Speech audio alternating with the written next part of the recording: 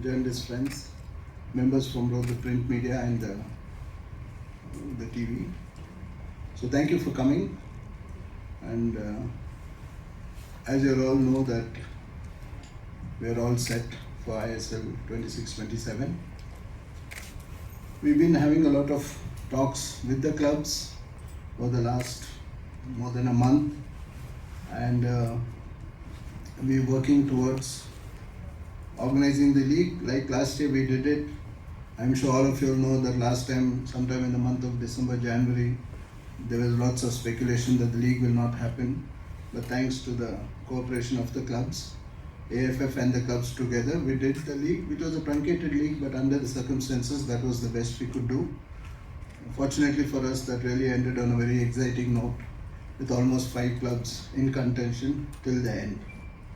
And this year, yes, we would put out a tender, and the process was on, and now we slightly changed course, and we've agreed on certain things with the clubs.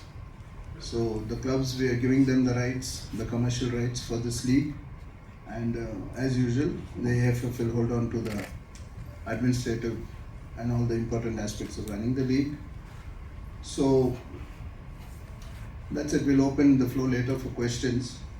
From our side, we are very, very committed to making this league one of the best in Asia at least.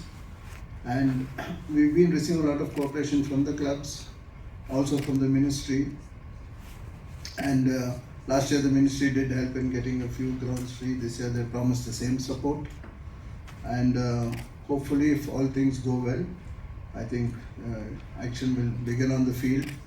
Our biggest stakeholders are only 2 as far as AIFF is concerned. On one side we have the players, the officials, the clubs, who are one of the biggest investors in this league, who have stood by this league for over 10 years through thick and thin.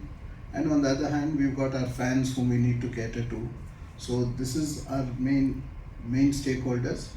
So whatever we are doing, we are also keeping in mind whatever has been the recent decision in the Supreme Court, and also the new Sports Governance Act. So based on that, we are moving forward. I request Mr. Ravi Puskar to say a few words from the clubs, and then we'll open the floor for questions. At the center of the whole fracas was basically the MRA expiring, which was something that practically everybody knew about for a long time, that this time is going to come, this thing is going to happen at some point in the next decade or so. Is there any plans that has been made for situations like that coming up, which could fracture the league again in the future? So right now, it's a 4-year what we are planning. So even the broadcast and all that, we'll be giving them maybe a 4-year, they'll be available. But the clubs, we've given them that after 2 years, they have requested that if they want, they can exit from this particular model. So at the end of 2 years, if the clubs want to exit from this model, then AIFF will have to rethink how we do it after 2 years. But the way they have come forward, the confidence they've shown, I don't see that happening, but let us see. So these are the only 2 time periods we've got as of now. And there are certain guardrails put in that they have to give us advance notice, so that we can sort of do. But for all practical purposes, the AIFF, it owns and operates this league, so we will take the decision as and when such. Has there been any system put in place for the end, how this period will end, which is what happened last season? That period ended, and there was a bit of a... No, okay, that was a mistake which perhaps was done when they signed it, because December 8th was in the middle of a season. Okay, from now it is the start of the season to end of season, so we are signing it now. So from now it's 4 years, which means at least 4 seasons will be fully covered. So there is no in November, December, January, February this ending. But of course, maybe it's ending, say in April, May the season. We've asked them to give enough time. So that has been put in there. Dhruv, if you can answer this. You had ideal duration for the ISL, in your opinion? Last year was of course truncated, but both in terms of it being financially sustainable and for the benefit of the players and improving the performances of the national team, the ideal duration if it is a full-fledged league. And in terms of the clubs, if it is a club run model, in terms of arriving at a consensus and working together, how do you plan to go about doing that? I'll take the first one. Ideally, it will be about 8 months because for the first time we are going into a 14-team league. If all the 14 clubs are playing, it will be for the first time ever, and ISL is going to be this big. And the 14 teams will play home and away. So it's over 182 games. And that is important. We do a home and away because we are also need to qualify to be eligible to play in the Asian Cup Championships. The second part of the question I'll ask, Ravi or Mandar. No, as Satya sir mentioned, see, obviously an ideal time frame is about 8 months because that gives you enough time to then adequately plan the fixtures in such a way that it's commercially viable as well. So essentially we can look at possible models to where most of the games are heavy on the weekends and stuff, which obviously attracts more of a viewing audience and is easier for somebody to also consider it appointment viewing, right? We'll also remember we bookended the league by tournaments, cup tournaments either side of it, right? So we need to keep that in mind. So keeping that in mind, I think 8 months is an ideal time framework. I think that's how some of the best leagues in the world function, so I don't see why we should be any different. This FIFA also has altered its calendar of the FIFA international calendar. Yeah, actually on that note, even if you see AFC as well, AFC also requires for you to be compliant to meet the criteria for you to play in Asian football. You also need to run a league that is at least a minimum of 7 to 8 months. Anything less than that is not considered AFC applicability if you want your clubs to then be represented at the continent level. So we have to be cognizant of that as well. In the home and away format, after the home and away format, will there be playoffs like it used to be? Is there any thought process behind it? See, again, that's something that we want to consider. But again, it's not something we've had time to deliberate upon and arrive at a decision. So it's something that we will decide, but very quickly we will make a decision. One more thing, if any club signs an OCI player, will he be considered as an Indian quota or a foreign quota? Foreign. Foreign quota. Just a couple of questions. First of all, this agreement, can we will be replaced या फिर ISL 13 players के साथ ही जाएगी 13 teams के साथ? नहीं, अभी आप जो क्वेश्चन पूछ रहे हैं डायमंड हार्बर के बारे में, हमको तो पता नहीं कि उनका why this question is coming. As far as we are concerned, there are 14 teams in the league as of now. Diamond Harbour has been promoted, and whenever their club licensing comes, they anyway have 1 year to get their house in order. So that's why I said that we'll be sending out letters to all the 14 clubs and give them a 2-week time for them to confirm by making a certain amount of payment. तो तब हमको मालूम पड़ेगा कि ये league में 14 team आ रहा है या कौन नया आ रहा है etc. But as far as we are concerned, as of now, we have not received any letter from Diamond Harbour that they are not going to participate or they are having any problem. Nothing has come. So we assume all 14 teams are ready to go. But maybe in the next 2 weeks, we will get to know what exactly is the position. So, I mean, yeah. And second, features of the agreement you have signed and the timeline also, like now that it's September 4th decided, will there be any change or anything? I'll just start and I'll ask my clubs to continue. Right now the process is this. After this we have to sit down. The clubs, it's their responsibility to put out the RFP, of course with our help. So that will be to get the broadcast partner. Then from our side, we are going to send out a letter to all the clubs in the next 24 hours, where we'll give them about 15 days time for them to confirm their participation in the 26-27 league.